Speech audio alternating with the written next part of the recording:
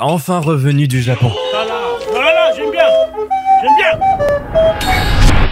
Et même avant que je parte au Japon, je voulais déjà présenter cet animé, qui à première vue n'a pas l'air incroyable, mais qui franchement m'a conquis par son slice of life reposant et en même temps sa petite dose d'action. Aujourd'hui, je vous parle de The Weakest Tamer Began a Journey to Pick Up Trash. Mon nom est toujours Oshio, bien le bonjour.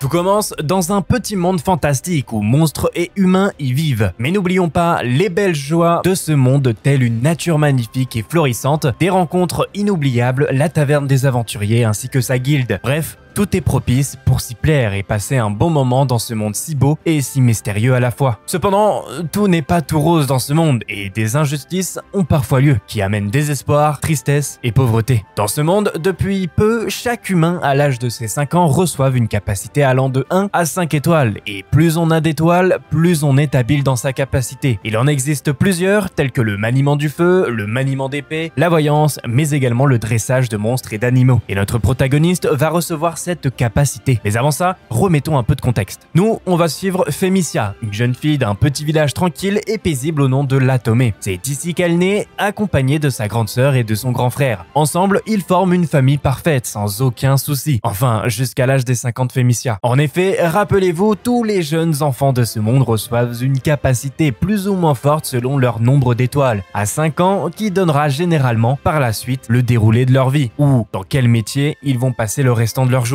Et lorsque le jour fatidique arrive, pour Fémicia, avec sa grande envie de devenir tamer, donc dresseur, et bonne nouvelle, pour elle, elle obtient sa capacité de tamer. Mais cependant, elle n'a pas d'étoile. Et une personne sans étoile est considérée comme un moins que rien, n'ayant absolument aucun pouvoir et que c'est le signe de Dieu que cette fille n'a pas sa place dans ce monde. Fémicia décide donc de fuir le village, car si elle reste, c'est la mort assurée. Elle décide donc de changer d'identité, de partir en voyage sous les conseils de l'oracle, vieille femme très gentille et qui était du côté de la petite fille. C'est ainsi que nous allons la suivre dans son périple, qu'elle commence seule et sur l'état d'urgence constamment. Comment va-t-elle s'en sortir seule à 5 ans dans la nature? Eh bien pour le savoir, regardez l'animé. J'ai tout de même précisé que cet animé était doux de manière générale et c'est surtout Fémicia, devenue Ivy et se disant être un garçon pour passer inaperçu qui est ultra agréable à suivre dans son périple. On s'attache à Ivy et ce durant tout le long de l'animé d'ailleurs, en dépit de sa situation, elle essaye d'être heureuse, même si c'est difficile. Et c'est justement ce côté slice of life de l'animé qui m'a attiré. Ce n'est pas comme tous les autres animés de ce style, car l'animé dont on parle n'est pas particulièrement innovant. Le speech est basique et n'invente pas grand chose dans ce thème. Mais c'est la façon dont c'est fait et surtout les ambitions de cette dernière. Je m'explique.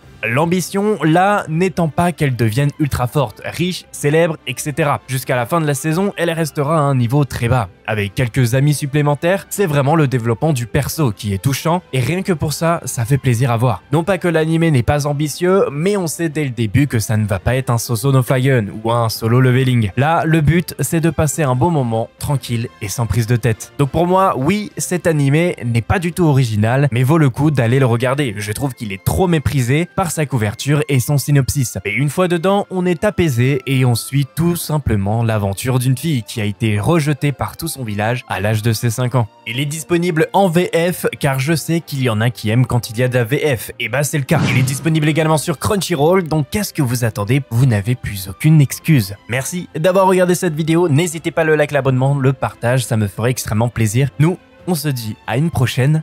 Salut!